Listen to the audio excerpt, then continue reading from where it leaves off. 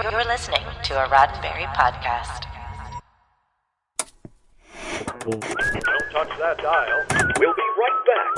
We'll have more news this evening, but first... The latest Gene-ology, a Roddenberry podcast.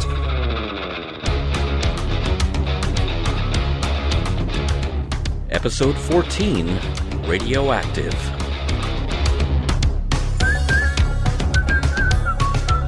Welcome to Mission Log Gene-ology. I'm Earl Green. And I'm Norman Lau. Each week on Gene-ology, we skulk in the shadows, closely following Gene Roddenberry's early TV writing career through its many twists and turns as he embarked on a creative career in the golden age of television. This week, our Geiger counter is ticking over because this script is radioactive. Oh no, have we been exposed to a lethal dose? No, Earl. I mean, the literal title of this episode is Radioactive. Oh, phew. Don't scare me like that, man. I mean, that in and of itself isn't lethal, but Earl will be back with a lethal dose of trivia. Trust me on this in a moment. But first, here is how you can reach us. Gene-ology is meant to be entertaining and informative, but it's also the beginning of an ongoing conversation about the works of Gene Roddenberry.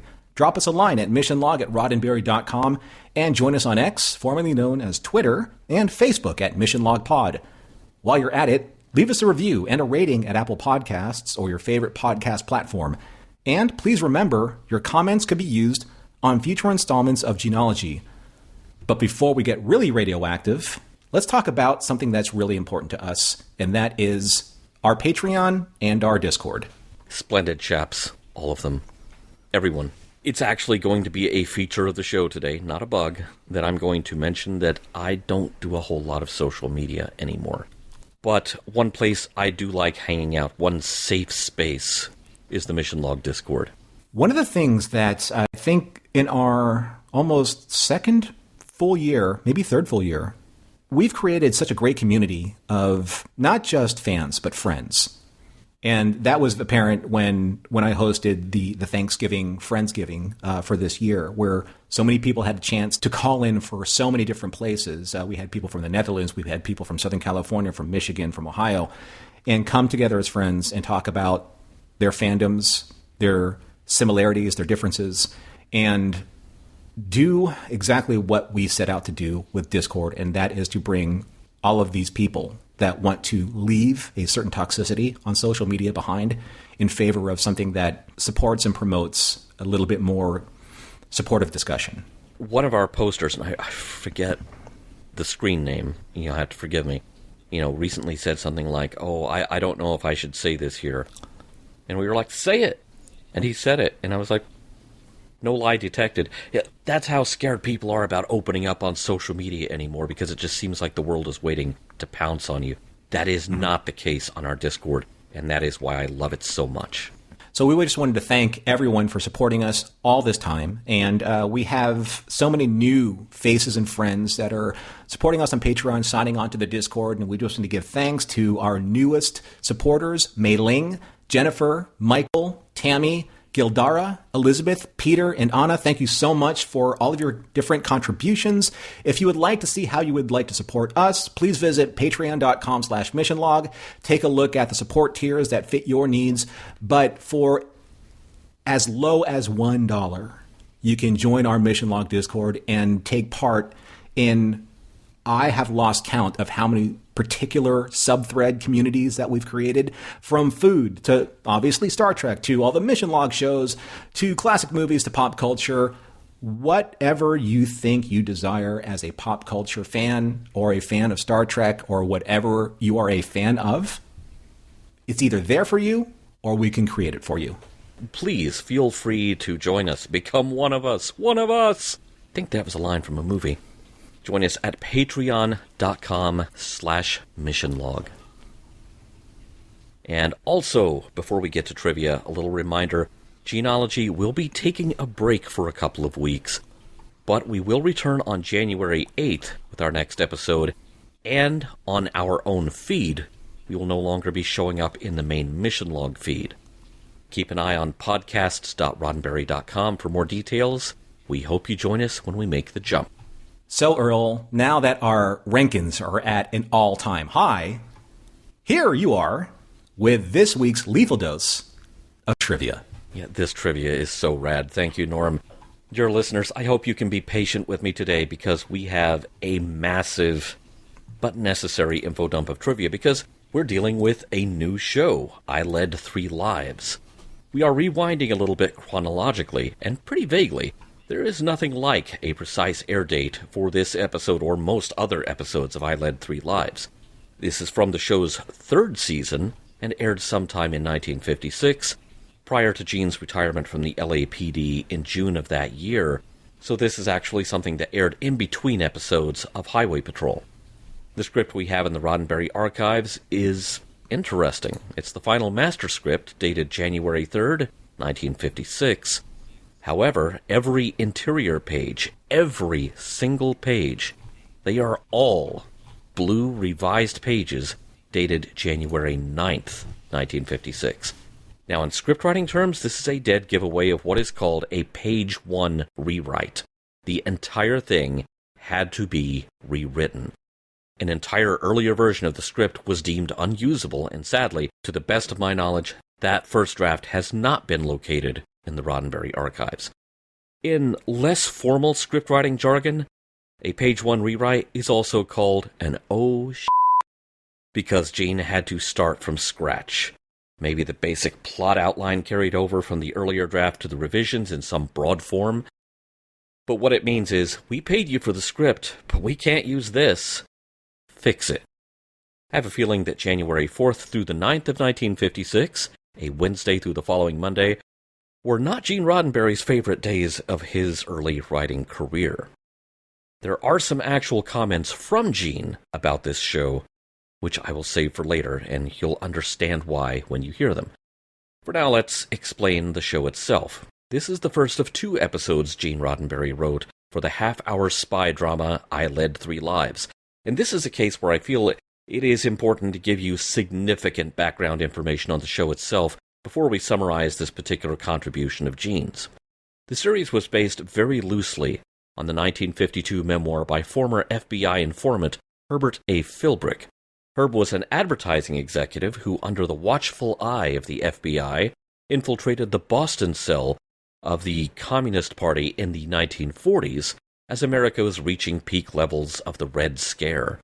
The show ran for 3 seasons from 1953 through 56, but in all of that time, only a handful of actual excerpts from Philbrick's book were adapted faithfully for the screen.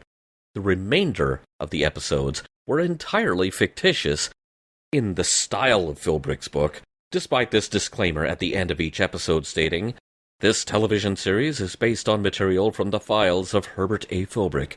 Although this photoplay is based on actual events, the characters, events, and firms depicted are fictitious. Any similarity to actual persons living or dead, or to any firms, is purely coincidental." Translation, we're promoting this as being true, but we made it up. Please don't sue us.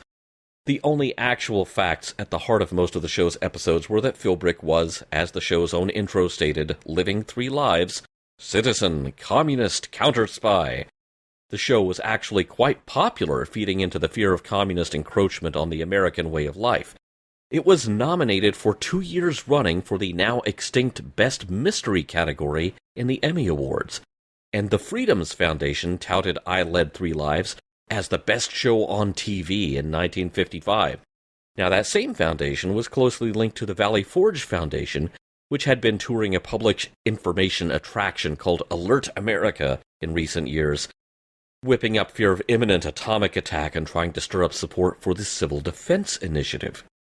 Senator Joseph McCarthy was whipping up a panic over communist influence in American mass media, kicking off a dark chapter of Hollywood's history as the House Un-American Activities Committee demanded names of suspected communist sympathizers in Tinseltown, leading to accusations that destroyed quite a few careers. So-called loyalty reviews at various levels of government jobs also put several thousand people out of work with no recourse, no appeal, and very little chance of finding new work in the private sector. I Led 3 Lives in hindsight may have been Hollywood itself trying to say, hey, it's not us, because the show was feeding into that fear on purpose. And it was during the show's third and final season, during which the stories were growing increasingly improbable, that Gene, still using his Robert Wesley pseudonym since he was still employed by the LAPD, pitched and sold a couple of scripts to I Led 3 Lives. It makes you wonder what the people behind the show would have thought if they had any inkling that Gene would eventually set an entire science fiction series in the future with a post-scarcity economy that apparently has no money until those occasions when it does. Once again, we have future superstar TV producer Quinn Martin supervising audio for another Ziv series. We've seen his name in the credits before, and Quinn is as early in his storied TV career as Gene was in his. Now, something you might not know is that having worked on some of the same Ziv shows for years, once Quinn Martin did begin to climb the ladder toward creating TV series of his own, Gene was one of the people he collaborated with, at least briefly. Ziv put Gene and Quinn Martin together to develop a potential new series, which had the thrilling working title of Junior Executive, but it never quite got off the ground, although some elements of it later creep into a later Gene series, The Lieutenant. You'll hear the scientific term Roentgens in this show, which is a unit of measurement for exposure of X-rays and gamma rays, though in 1953 a better understanding of the absorption of radiation saw the Roentgen deprecated in science and engineering literature to be replaced by the rad. And even the rad is not used as often anymore, as the current units of measurement tend to be grays or sieverts, depending on the application and what is being measured. This episode of I Led 3 Lives does exist on YouTube, though the copy posted there has a lot of tape and film breaks that lose audio every time. A publisher has started releasing the show on manufacture-on-demand DVD very slowly. They haven't even made it all the way through Season 1, so this episode, if it ever does get a DVD release, may take a while.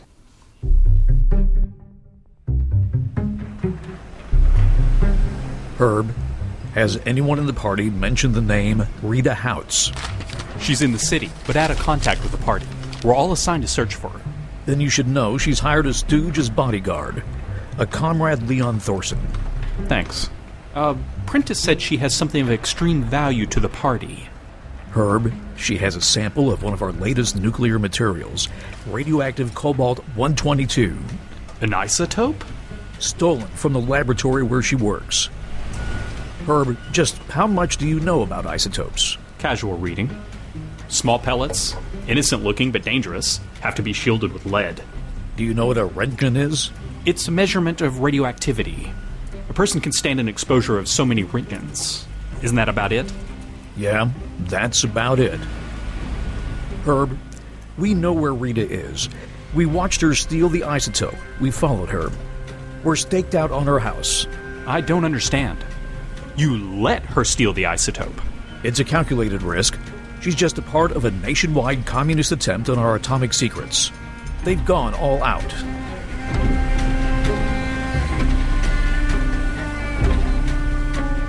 Herb Philbrick, mild-mannered advertising executive, leads not one, but two secret lives. He poses as a loyal member of the Communist Party infiltrating the United States, but in reality, he's an informant for the FBI infiltrating the Communist Party. That's 3 lives in total, and 2 of them are very dangerous. Act 1. Herb Philbrick emerges from work and gets in his car. There's a string tied to the gear shift, a sign he knows too well. His FBI contact, Special Agent Jerry Dressler, needs to see him pronto. But whoa, not so fast. Herb's contact in the Communist Party, Comrade Prentice, opens up the passenger side door of Herb's car and just has a seat. Well, howdy, comrade. What's up? Prentice is all business. The party needs Herb to suspend his entire business and social calendar for a top-secret mission. Herb is to find a woman named Rita Houts, another Communist Party member, because she has something in her possession of vital importance to the party. Prentice won't answer any questions about what that something might be. He just wants Herb to find Comrade Rita and report back to him. Oh gee, is that all? With that, Prentice exits the car and Herb drives to a construction site to meet with Jerry Dressler. Dressler has a top priority mission for Herb. He needs him to find a woman named Rita Houts because, hey, wait a minute. But Dressler has a little bit more intelligence to share than Prentice did. The item that Rita has that the commies want is a stolen plutonium isotope. If she delivers that to the Red's atomic scientists, they suddenly have a leg up on developing, well, you know, the bomb. Unlike the party, the FBI knows exactly where Rita is staying, and they know she has a party loyalist as a bodyguard. Jerry's got a little present for Herb. Here's your very own Geiger counter, buddy. It'll help you find a stolen sample of nuclear material. Oh, and by the way, if this meter reads exposure to 300 Rankins, you'll be dead in 5 minutes. Good luck. We're all counting on you. No pressure. Herb drives to the address provided and circles the block, keeping watch. Sure enough, there's the woman in the photo given to him by Comrade Prentice. It's Comrade Rita and her hired henchman walking down the street. Herb drives down the street, executes a dazzlingly clumsy 5-point turnaround because power steering hasn't been invented yet, and then parks his car near the house. When Rita and friend are safely out of sight, Herb breaks into their house, Geiger counter in hand. Oh, should this be reading 110 Rankins?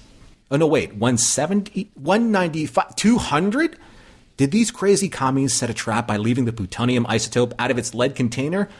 What's going on here? 400 Rankins? Act 2. Herb narrows it down to the one place the plutonium could be. Uh-oh, Comrade Rita and Comrade Leon are back. Herb hides in a corner. He can't get out without being seen, and he can't get far enough away from the isotope to absorb less than 200 Rankin dose of radiation. But he does overhear a really interesting conversation. It turns out that Rita and Leon are holding the radioactive isotope hostage from their own beloved Communist Party. They want $100,000 to hand it over. Now, you know, that sounds like an awful lot of capitalism to me. But, hey, they put it back in its lead container, so that's good. They leave the room, and Herb finally has his opening to sneak out of the house. He meets once again with Jerry Dressler. Why, Herb, you must have had a successful mission. You're practically glowing. Too soon?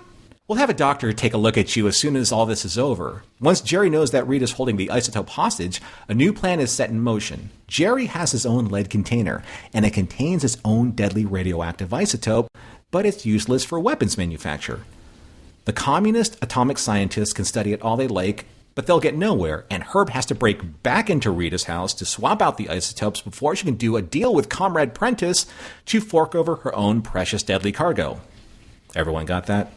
Rita, Leon, and Prentice all show up a little bit early. Oh, hey, howdy, I'm Comrade Herb, just trying to execute my orders, Comrade Prentice. Comrade Rita isn't satisfied, though, if Herb is just nosing around and doesn't really know anything. Well, let's put him to the test. Hey, why don't you go pick up that lead container with your bare hands? Herb has to play it cool and play dumb, even knowing that being in that close proximity could be the end of him. But Comrade Prentice calls off this loyalty test so he can hand over the money and take his nuke nugget for the greater glory of the Communist Party. The deal is done, and the Reds are left with radioactive material that won't do them any good. And Herb?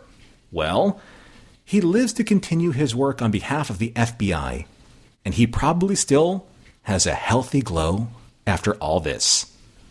The end. Excellent job, Norm. You know, when I was watching this episode, I tried to apply the Allen rule, and the Allen rule is now a thing, to the opening music of I Led 3 Lives to see if you could sing I Led 3 Lives to the theme tune. I couldn't really find a way. I'm going to wait for Alan himself to weigh in on that on the Mission Log Discord. But I was just hearing too many notes to carry that off. That's funny that Alan's got a rule now, which is, you know what? Good for you, man. You know, you've elevated yourself to that kind of status. It's a thing. It needs to be the next T-shirt. Yeah. I loved in this in the series production credits how the TV logo. So if in your mind's eye, imagine seeing the words I led and then the big number 3 and then lives like all in a line. The TV logo looked like that. And then it faded into the book logo of Philbrick's original book cover art. And I really thought that was smart from kind of like a mass market perspective when it comes to bridging the book community and the radio community, from what I understand, to this TV community. So Good job, marketing executives, to kind of like, streamline all of that with one logo. I wonder if Philbrick himself insisted on that. Like, hey, yeah, I got books to sell here. Totally. It's just keep everything like in the same community, like Apple. The narrator says the names, dates, and places have been changed, but the story is based on fact. Where have we heard this before? Also, here's a more rhetorical question. In 1956, who had the resources to actually fact-check all of this? Yeah, and I think they're counting on that because, as I noted, they ran out of usable material from the book to adapt to the TV series. And it became an exercise in making it up. Okay, so here's something that's very cool. John Champion, I am calling you out. This is a Bond reference. So I'm wondering, in the beginning of this episode, if the piece of string that Philbrick saw on his gear shift, was that actually like some kind of actual real-life spy signal, since this is quote-unquote accurate in some way? I remember in Dr. No that James Bond actually, well, this is Sean Connery, he pulled a strand of his hair off of his head, and he kind of plastered it across his closet doors. And then when he returned later to his hotel room, it fell off those doors, meaning that someone opened the doors and triggered, or quote-unquote, hair-triggered the closet doors, so to speak. So I'm wondering if this is something that was real? What do you think, Earl? I mean, like, again, we're talking about the names, dates, and places have been changed, but the story is based on fact. Is this a FBI thing? That I don't know, but it was very interesting how you phrase that Sean Connery did that and not Bond, because, by the time we get to the Untouchables, the man's bald. Philbrick asks Comrade Prentice, "What's the nature of this emergency? That is, if I'm entitled to know." But the moment I heard that phrase, and the moment I looked in the script to make sure that I heard that phrase correctly, there's little Robert Picardo in the back of my head saying, "Please state the nature of the communist emergency." There was a lot of kind of quote-unquote pre-Mission Impossible energy here. You had like your mission, from Prentice, and then take, this picture from Rita and destroy it when you've memorized it. So, we're getting into that espionage era, right? Yeah, this podcast will destruct in 5 minutes. So Rita has the plutonium, and today, in kind of like the TV series and movie series today, it's still used very effectively, albeit like maybe ubiquitously to kind of like move the plot along. But then in 1956, I mean, think about this. This is the era of the post-atomic horror of Hiroshima and Nagasaki. And just the sheer mention of plutonium, I mean, aside from the stuff that, Doc Brown stole from the Libyans, that's terrifying, right? Now, like, I also like the PSA between like Philbrick and his FBI contacts, like, hey, plutonium is bad. We should do something about this. Yeah, it's kind of interesting because I think some of that mindset persists today, except you know what plutonium powers now that I'm very fond of? It powers automated spacecraft.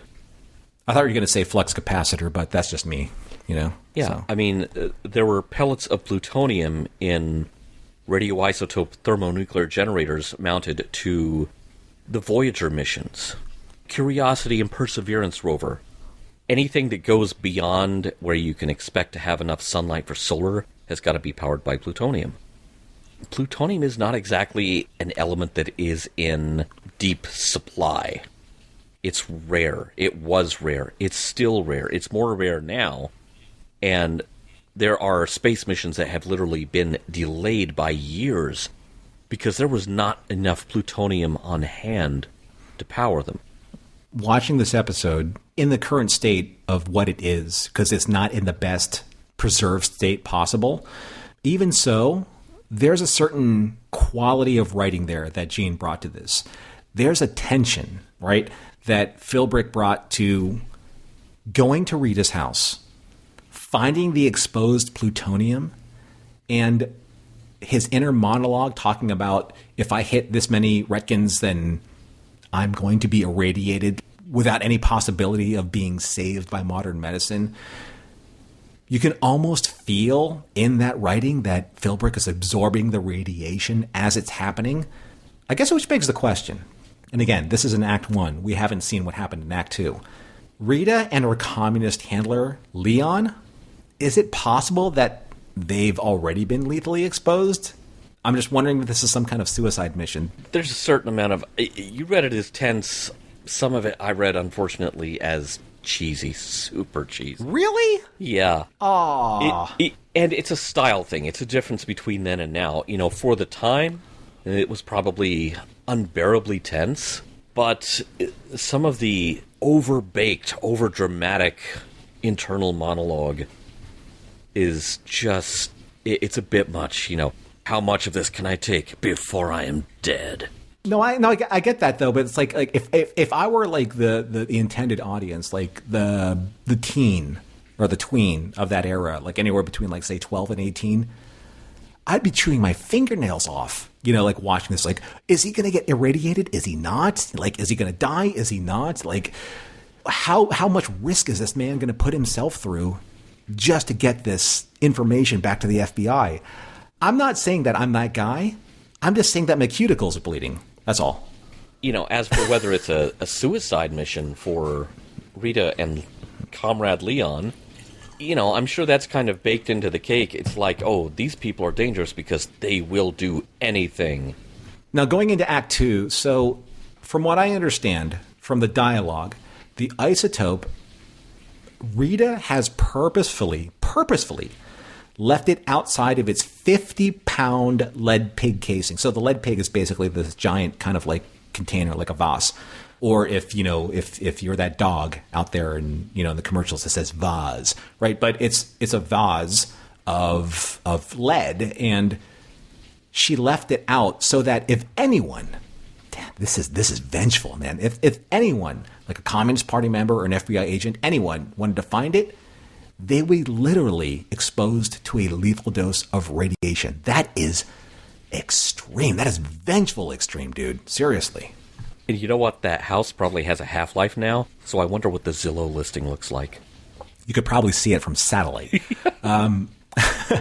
So the isotope, the plutonium, and here's the thing. I wanted to describe this plutonium, quote-unquote. You know, I'm doing air quotes here as we're recording. It literally looks like a thumb drive. That's about as big as it is. It's worth $100,000 in sale, you know, in terms of its value to the Communist Party who wanted to buy it from Rita. Now, remember, folks, the inflation rate from 1956 is now over 1,000% of the value, making the value of the isotope $100 million. Or if you want to do like the Dr. Evil thing, zoom in, $100 million. I mean, that's important. That's a lot of money. That is a pretty good chunk of change, which is why you send someone hardcore and vengeful like Rita and Comrade Leon instead of Stalker. Comrade Leon just doesn't quite roll off the tongue. When Philbrick goes and seeks out Jerry, you know, his FBI handler, he says that Rita's address was compromised because she wrote a letter to one of her friends. That's how they were able to find her. So Philbrick says, quote unquote, when will they learn commies don't have friends? I kind of like took exception to this. I'm like, that's a little heavy-handed anti-communist sentiment there, Gene. I know that entertainment of the time was supposed to sway opinion, but for Gene, for me, that's a little bit much. How did you feel about that?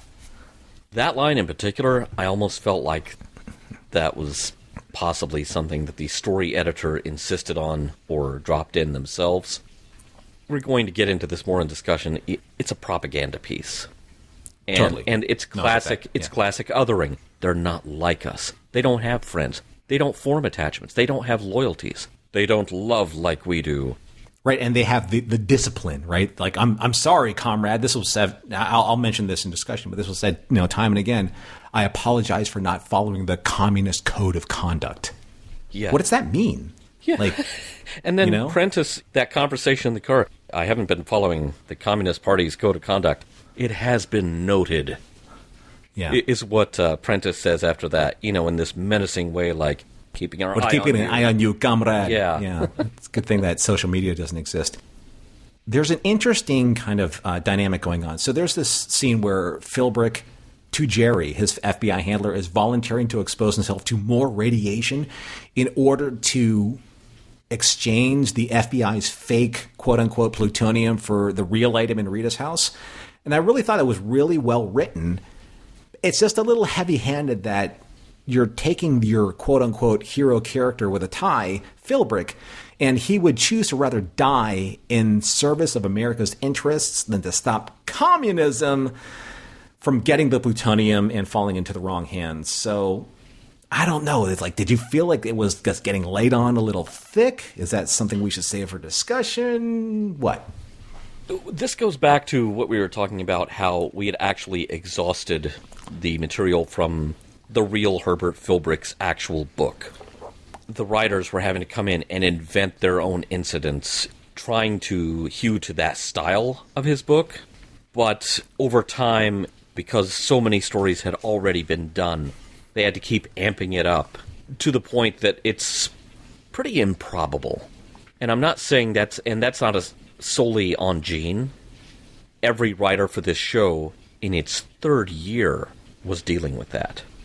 So for all of you out there who haven't seen this or want to watch this before you actually listen to what Earl and I are saying, you can go online and find, at least on YouTube, you can find Radioactive.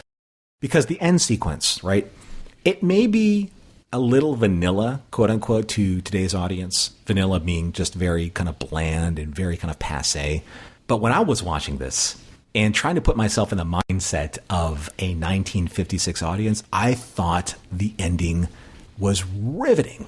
And in terms of Gene's writing, so Gene wrote this sequence, and you don't feel like you're settled with who to trust, who to not trust.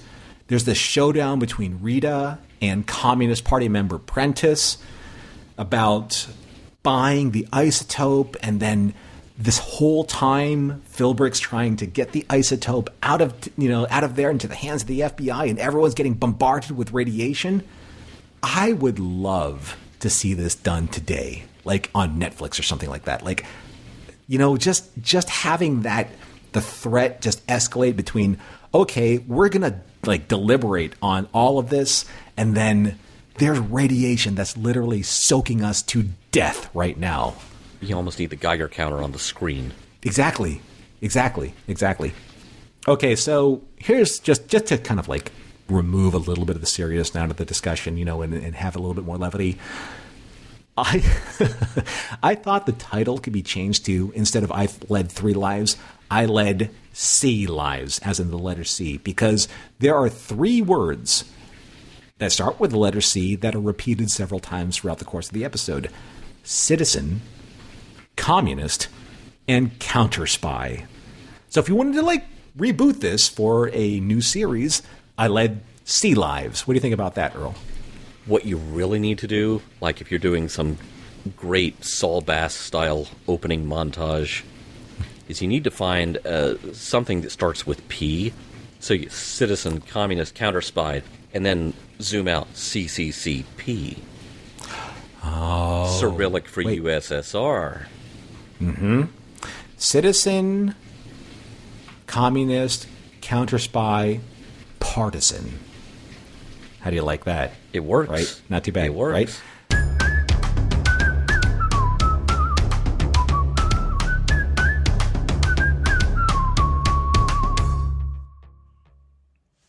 Trek Talks is coming your way. Bum, bum, bum, bum, bum. Whoosh, to benefit the Hollywood Food Coalition. Whoosh, it's on January 13th, and celebrities galore will be on hand. Will John wear pants? That's the operative question. Probably not. Come and watch. Co-host Bonnie Gordon. She's not here right now, but I can imitate her. Oh, John, you cannot. Yes, I can.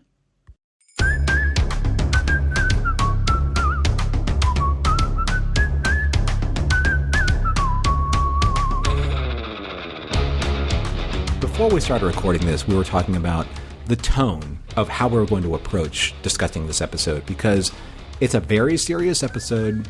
We want to bring a little bit of levity, obviously, to the discussion, but one of the things that I felt very strongly about was setting the tone of the era of where we are, not necessarily like Gene's particular application of what we understand this era to be, but the era of where we are in terms of not just global history, but specifically American history, okay?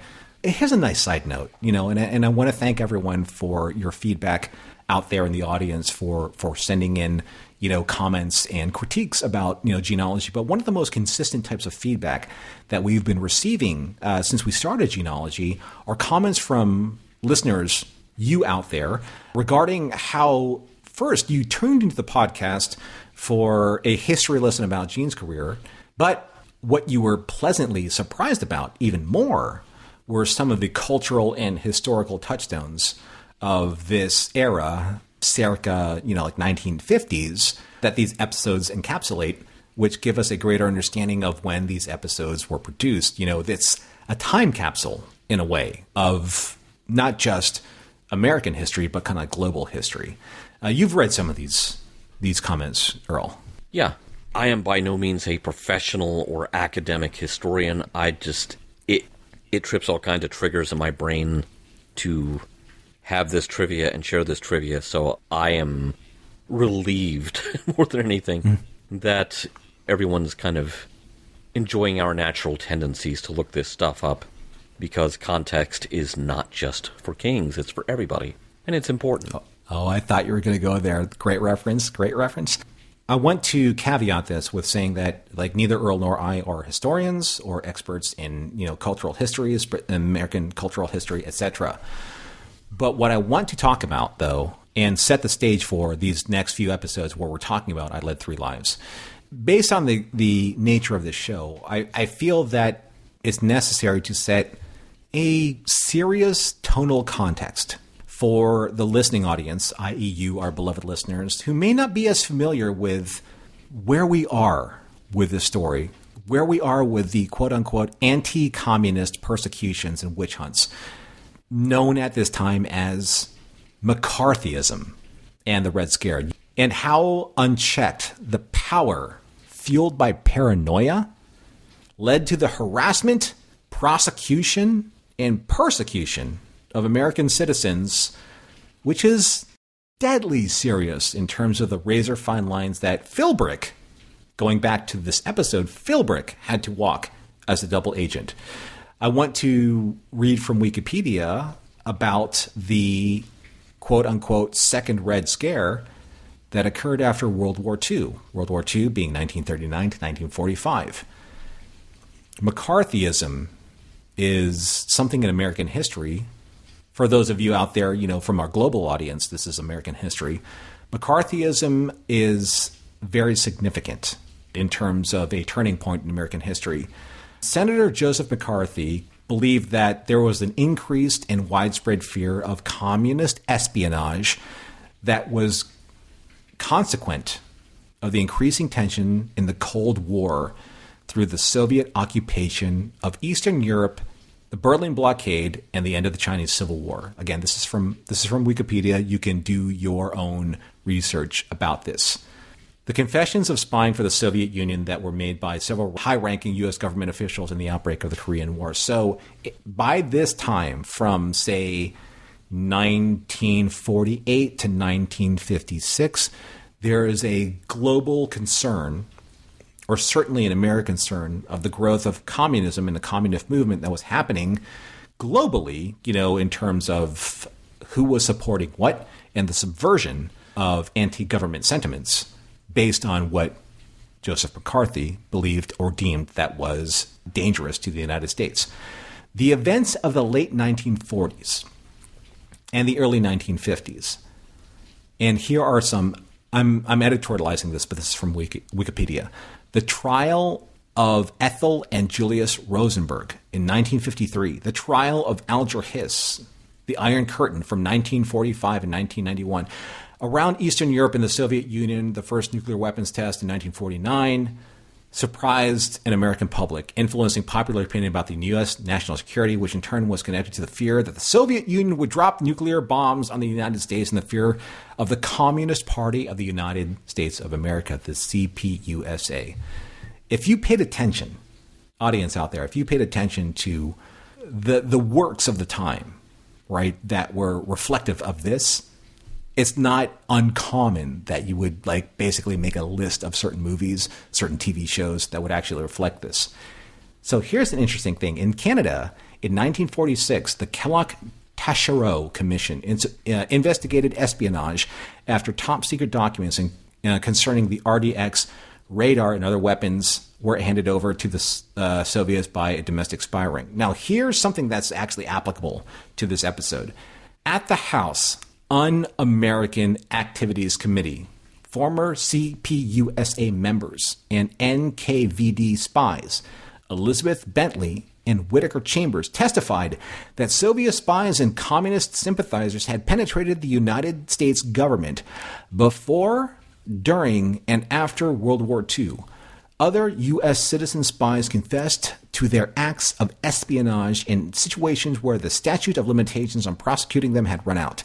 In 1949, anti-communist fear and fear of American traitors was aggravated by the Chinese communists winning the Chinese Civil War against the Western-sponsored Kuomintang, their founding of Communist China, and later, China intervenes in the Korean War against U.S. ally South Korea.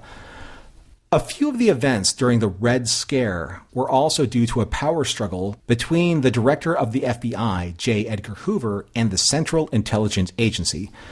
Hoover had investigated and aided some of the investigations of the CIA with quote-unquote leftist history, like Cord Meyer.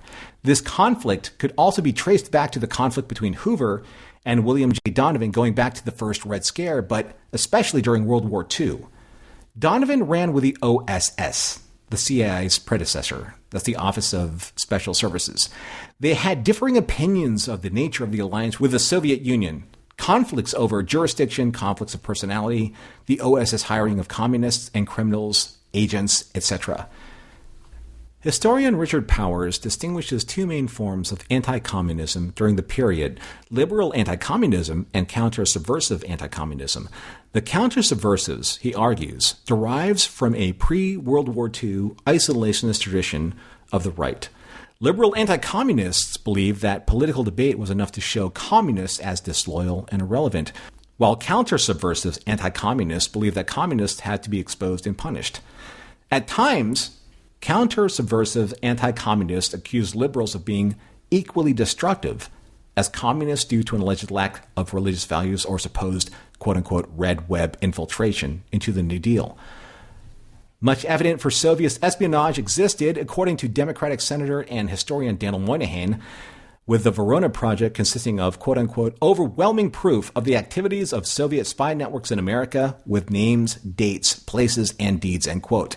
However, Moynihan argued that because sources like the Verona Project were kept secret for so long, ignorant armies clashed by night, with McCarthy advocating an extremist view where the discussion of communist subversion was made into a civil rights issue instead of a counterintelligence one. While President Truman formulated that the Truman Doctrine against Soviet expansion is possible if he was not fully informed of the Verona intercepts and leaving him unaware of the domestic extent of espionage, according to Moynihan and Benson. Essentially, learning about this history of the Red Scare, McCarthyism, and the history thereof, in terms of post-World War II communist, the communist threat, there's a lot of this leading into what we understand, what entertainment understood at the time in 1956, of who the enemy was, why the enemy was, but was the enemy the enemy? Is the enemy now? Because that phrase that you mentioned that, the liberals are soft on communist, maybe the liberals are communist, that's still in the political playbook now. We're still hearing that sort of thing deployed now. This actually started as kind of a funny, ha-ha observation thing in the previous segment of the show when I was writing my notes. But the more I thought about it, the more it got under my skin as a serious thing. Literally, the first line of dialogue we hear, Philbrick's inner monologue, is, "Keep it natural, keep moving, Philbrick, you haven't seen a thing. Just a piece of string on the gear shift. A few years ago it would have meant nothing. Or was it 1,000 years ago?" Now flash forward to now, and Snopes is having to debunk weird viral social media posts like, "I came out of the store and walked up to my car and found someone left their sunglasses hanging on my door handle, and now I'm shaking and crying." And it goes on that the reason for the shaking and the crying is that supposedly the sunglasses left on your door handle is somehow a universally recognized sign of being targeted by human traffickers. People get worked up over anything. There's always a bogeyman. Communists, terrorists, human traffickers, whatever the irredeemable bad guys du jour happen to be. And it's not that no such people exist. It's not that there's no threat. But are they really hiding around every corner? Are they waiting for you in the Target parking lot? Hey, even those of us who like to think we're less susceptible to this kind of paranoia or confirmation bias, we can still be gotten at. If you rile someone's emotions, you override their ability to reason.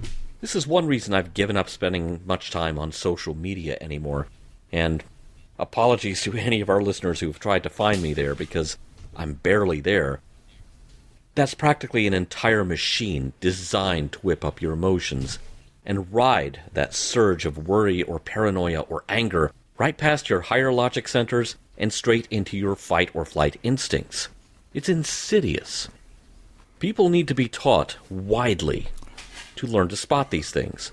Brain traps, as our sister Roddenberry podcast, Shabam, calls them. Shabam! Shabam! And by the way, if you want a kid-safe podcast that does in fact teach about brain traps, I highly recommend Shabam for the whole fam. The thing is with what you're saying, there's a little bit of trepidation that I have with not only what social media, perpetrates, in terms of like the global thought consciousness, but what we're talking about here in the 1950s and 1956, where there's one person in charge, really, and that's Joe McCarthy, right, of saying, this is what communism is. This is why we're hunting communism. This is why all of our agencies, at the federal or civil levels, like the FBI, the CIA, local police departments have to hunt down and find out who these perpetrators are, who these subversives are. But that doesn't necessarily make it true, right? Again, like I said before, America needs something to fight, right? They need to find something to blame something about, right? And then there's communism. They're like, well, because there is a superpower that exists post-World War II. There's the United States. Most of Europe is gone. Fascist Italy is gone. Nazis are pretty much turned to dust unless you go to Argentina. So what does that leave you? It leaves you Russia, one of the largest military states in the Eastern Hemisphere. It doesn't necessarily make them bad. It made them a target. So if you're a communist sympathizer, that means you are the agent of evil? I mean, is that too much of a broad stroke? This kind of feeds back into what we have mentioned in earlier episodes. We were talking about characters repeating Bible verses in unlikely places, because better that than allowing any of our characters in any of our fine primetime programming to resemble in any way these godless commies. Because it was such a pervasive line of thought. America doesn't have a monopoly on it, but boy, when we do it, we go in, we go all in, we go big. Because these brain traps are 99% of the modern political playbook. Turn the other side into the other with a capital O. Convince the masses that the other is coming for their freedoms, or their livelihoods, or their loved ones, or their wealth. Pit them against the other. It worked in 1930s Germany. which is why that whole war happened that preceded all of this. But it is incumbent upon us now to be smart enough that we stop it from happening again, and we stop it from happening here. One of the things that really scares me, and gets a free ride right past my higher logic centers, chills me to the bone, is the thought that we may already be too late.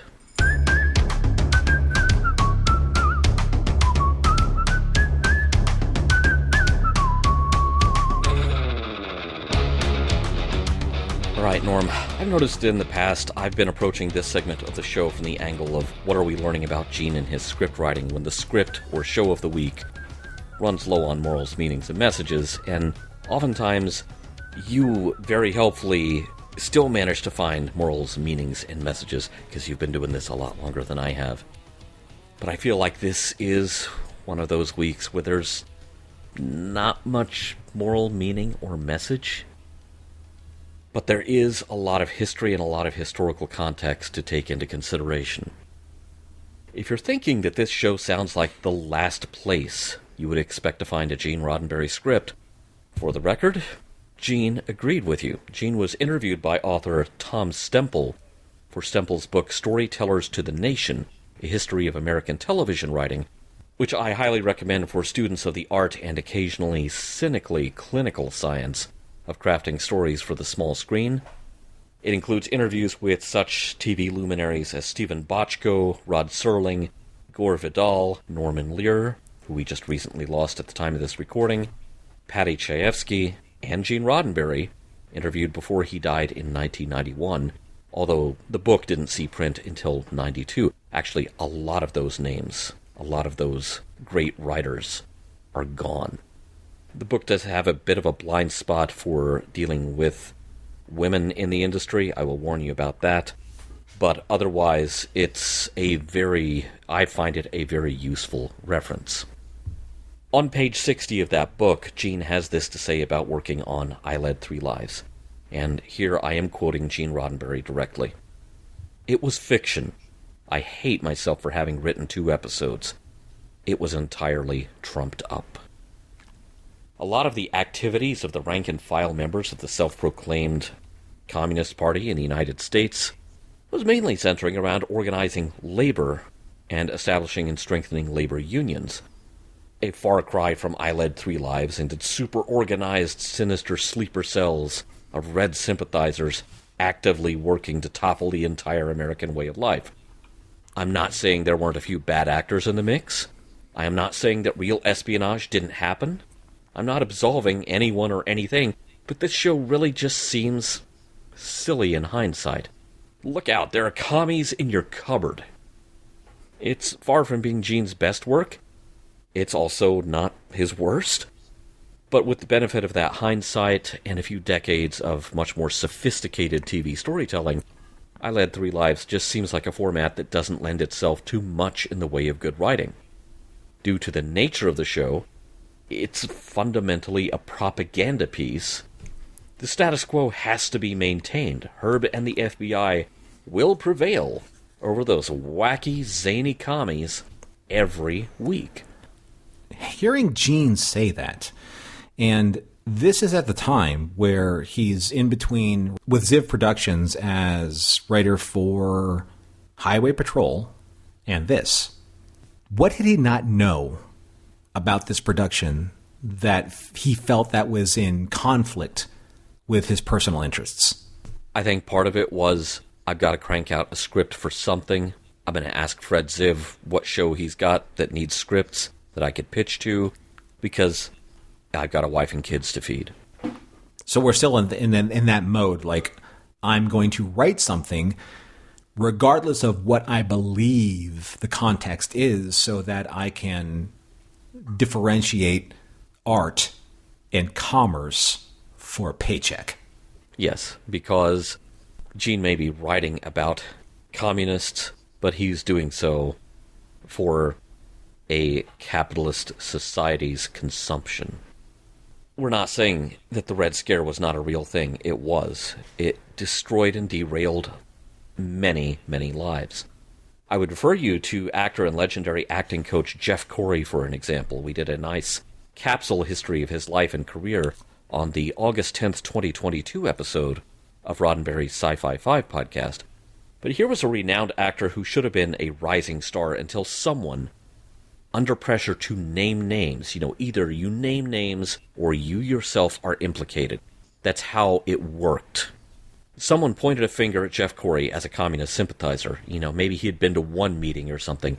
It destroyed his career. In the 50s, he couldn't get work. He was reduced to making a living by giving acting lessons in his garage. Leonard Nimoy was one of his students. He did make a comeback, both as an actor and a director. In fact, he guest starred in The Cloudminders on Star Trek in 1969, at a time when casting him or hiring him was still a little bit of a radical act. So I think Gene definitely knew the score. But for Jeff Corey and for so many people, what should have been a brilliant career was thrown off track, and things were never quite the same for him again. There was an artistic response to the Red Scare, and that has led to some absolutely brilliant work that has much longer legs historically than I Led Three Lives. The Invasion of the Body Snatchers was an allegorical response to the Red Scare, and so was one of my all-time favorite stage plays, The Crucible, written by Arthur Miller. If you're not familiar with The Crucible, it dodges the bullet by setting its story in the Salem witch trials, while subconsciously and not very subtly reminding you that this ridiculous dark chapter in history has happened before and can happen again if we let it. Now, I can't completely dismiss I Led Three Lives, its format and its excesses, it's all part of the package, because I've been through recent history and recent TV history. Think back to the post-9/11 period. You had shows like 24, Threat Matrix, The E-Ring, The Unit, Quantico, Homeland, and, to some extent, Battlestar Galactica was very much a post-9/11 response. And hey, I get it. The open-ended war on terror provides a lot of fuel for storytelling and action. You don't have to roll out the backstory because it's in the headlines every day.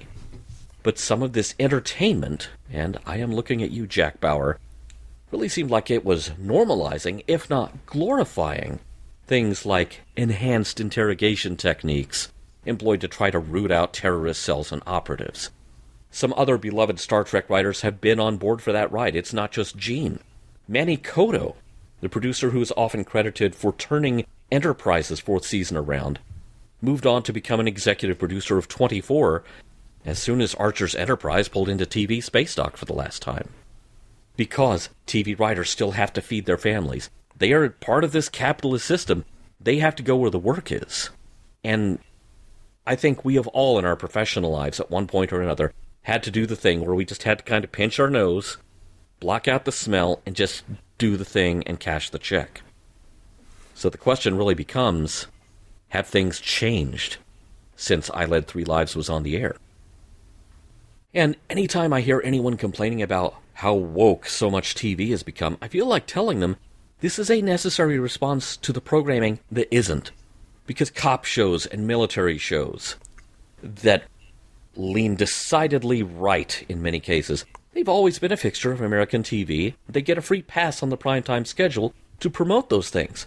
And of course, they're using honorable professions as cover for plenty of violence and pyro per long-standing TV tradition, without really digging down into whether or not that is the best solution.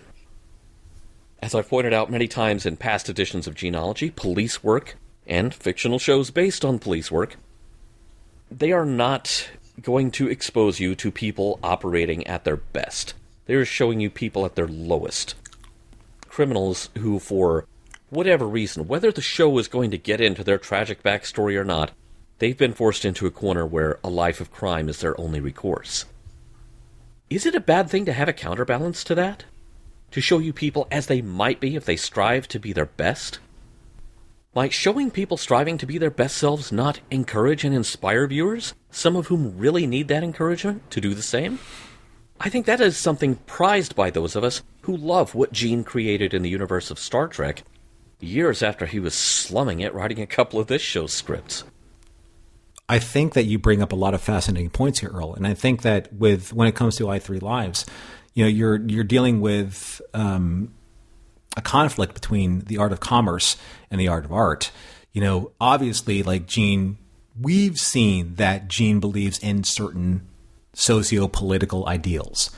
I think that in this particular episode, we're seeing him be a functionary of entertainment and a functionary of being able to cash a paycheck to pay for a lifestyle that he is accustomed to maybe at this time, rather than somebody who's trying to explicitly, subversively, as Gene is known to do, anchor a message within this medium of TV at the time, especially in 1956.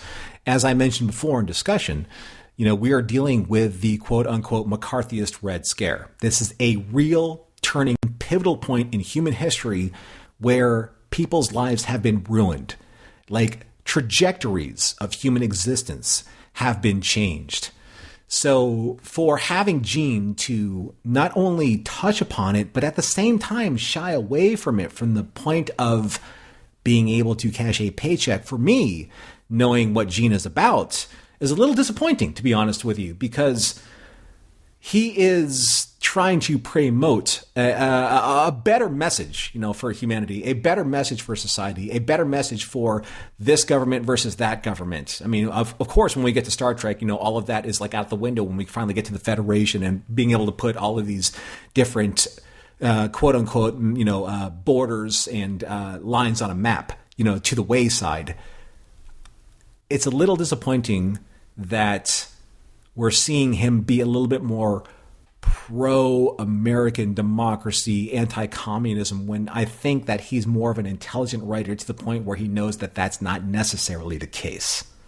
It's no understatement to say I can't wait to get past the other episode of I Led 3 Lives and leave the show in the dust of history where it belongs as the bizarre curiosity that it is.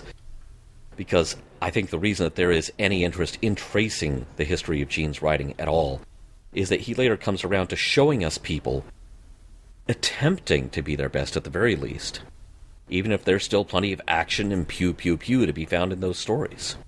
That's a really interesting way of phrasing where Gene is at the time, to have him write something like this. And I'm not saying it's bad, right? I'm not saying that this particular episode, Radioactive of I Led 3 Lives, is bad.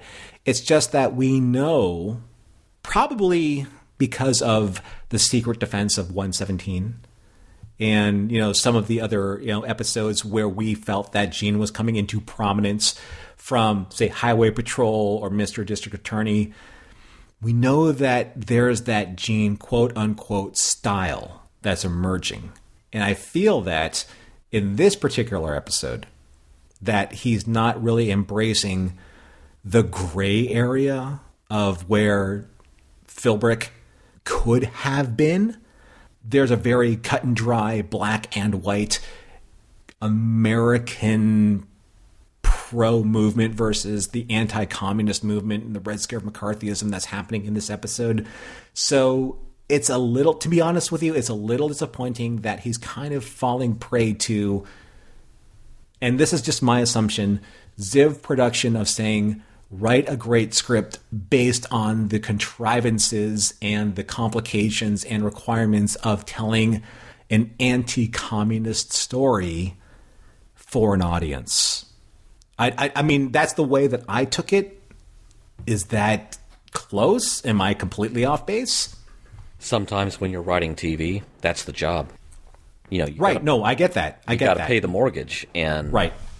That's the position, unfortunately, that Gene was in. He had to come up with something. He wants to stay in Ziv's good graces because all of his work, with the exception of Secret Weapon of 117, has come from Ziv so far. Gene has to maintain that relationship with his employer. He was looking for work. This is a show that needed scripts. Hold your nose, take the plunge, cash the check. You saying that, and if that is in fact the reality, makes his foray into science fiction and Star Trek so much more meaningful, just because that's the story that he finally was able to tell, and he suffered through the art process of being able to get to that better version of humanity that he's always wanted to be able to illustrate.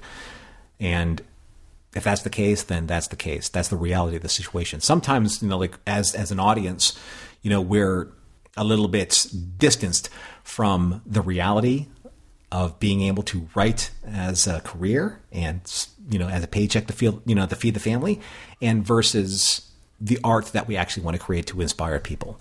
And I don't think that this episode of I Led 3 Lives is the former, the art that Gene wanted to create. And it's a little disappointing that we've seen him get close to it and then revert back to something like this. But until then, though, Mission Log Gene-ology is produced by Roddenberry Entertainment. Special thanks to the Roddenberry Repertory Players. Our cast this week featured Vic Sage as Herbert Philbrick and Robert Parson as Jerry Dressler. If you would like to support us directly, you can do so at patreon.com/missionlog for early access to shows in the Mission Log Discord. If you have any material that might be of interest to us that isn't already on the Roddenberry archive, drop us a line at missionlog@roddenberry.com. Our website is missionlogpodcast.com. On the next Gene-ology, discredit police. Special thanks to consulting producers Matt Esposito, Homer Frizzell, Tom Kozak, Julie Miller, Mike Richards, Mike Schabel, Paul Shadwell, and David Takachi.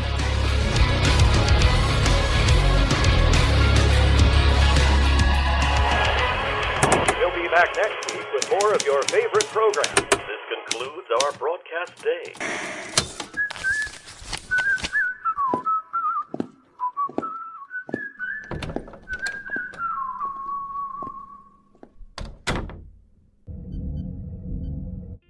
This is a Roddenberry podcast. For more great podcasts, visit podcast.roddenberry.com.